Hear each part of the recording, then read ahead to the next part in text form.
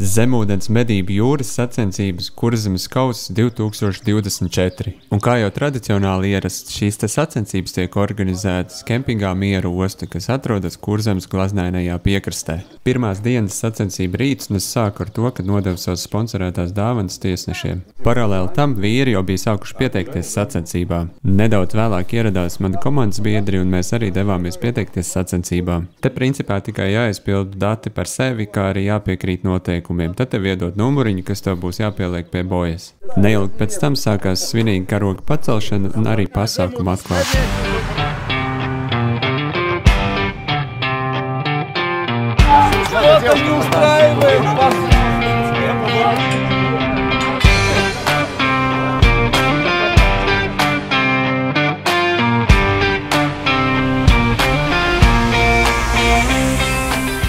Un tā sākās mūsu komandas Kurzemes Spears pirmā diena. Kopā bija pieteikušies 27 dalībnieki, un mēs bijām gatavi cīnīties par godalgām. Tā mēs iepeldējām apmēram 1,5 kilometru, bet diemžēl viss negāja tik gludi, kā bija iedomājies. Un neliela iesna dēļ es nebija spējīgs ienirt dziļāk par 3–4 metriem. Par to es biju diezgan sašutis un par mencām varēju aizmirst. Tāpēc bija jāpieviļ komanda un jāpeld ārā krastā. Tā peldot ārā, es izdomāju, ka varbūt harpūna nemaz nav jāmet dzelmē. Un ja nevarēju sacensties augstākajā līmenī, tad bija jāsacenšās tajā, kurā man fiziskās spējas tajā brīdī atļāva. Un nominācija, kurā es sacensos, saucās Bull Killer. Un man pavisam vienkārši vajadzēja nomedīt pēc iespējas vairāk jūras grunduļus vai sauktos bullīšus. Tā kā es jau biju iztērējis laika diezgan peldot, tad man bija nedaudz jāiesprings, lai piedzītu konkurentus.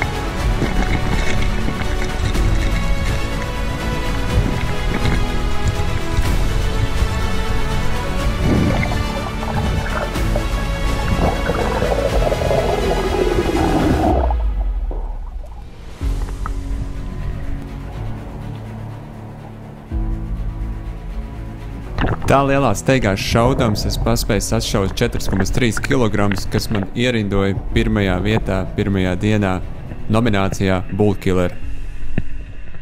Sacensību laiks tā arī beidzās un bija jādodas krastā uz vakariņām, kā arī uz interesantāko daļu – zivju svēršanu.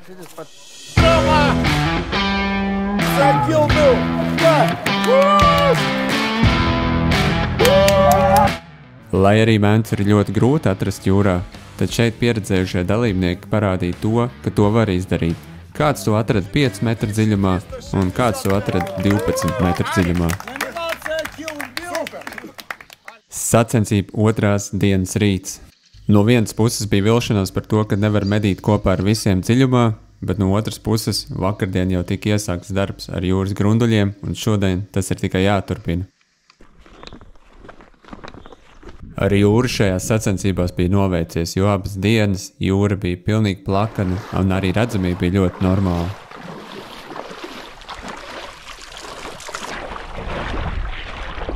Otrā diena ar niršanu noteikti būs tā, kā būs.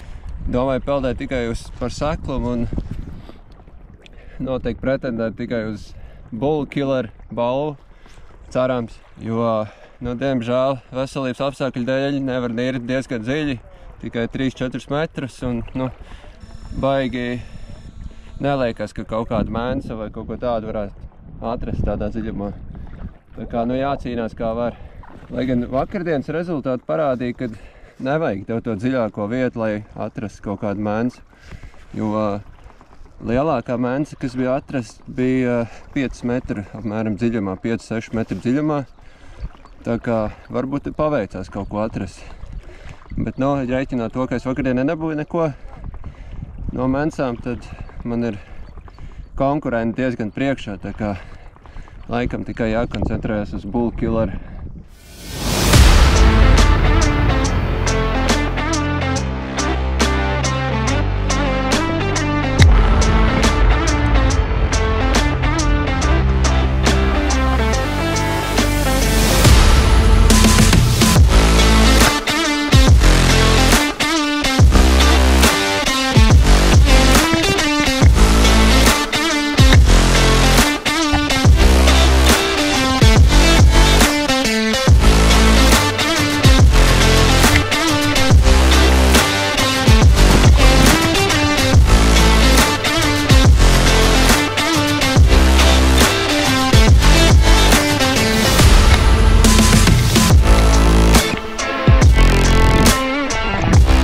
Tad, kad kukans bija pilns ar zivīm, tā ka nevienu vairs nevar uzlikt, tad arī devos krastā, jo arī fiziski vairs vispār nevarēja panirt. Bet turpat blakām bija arī mani cīņu biedri, un es nolēmu piepeldēt, paskatīties, kā viņiem iet.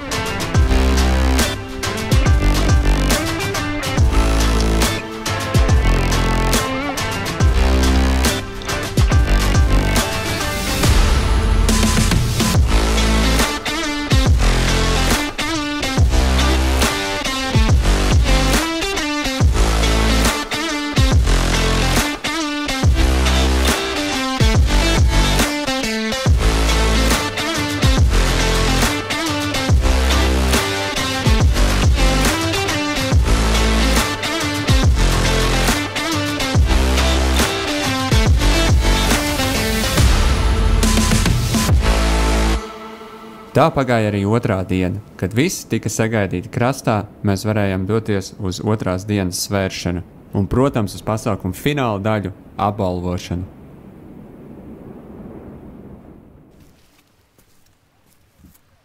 Pa vienai tā baigi nekas, tev arī vismaz viena. Redzēsim. Kā tā? Šodien arī nulīt. Ja. Tā izskatās sacensību uzvarētāja ceļojošais kauss. Aizmugurē tam ir iegravēti visu gadu uzvarētāju vārdi. Ģenerāls sponsors šajām sacensībām bija kompānija Scorpena, kas nodrošināja naudas balvas, kā arī dažādas noderīgas lietas zemūdens medniekiem. Otrās dienas svēršana un apbalvošanas ceremonija.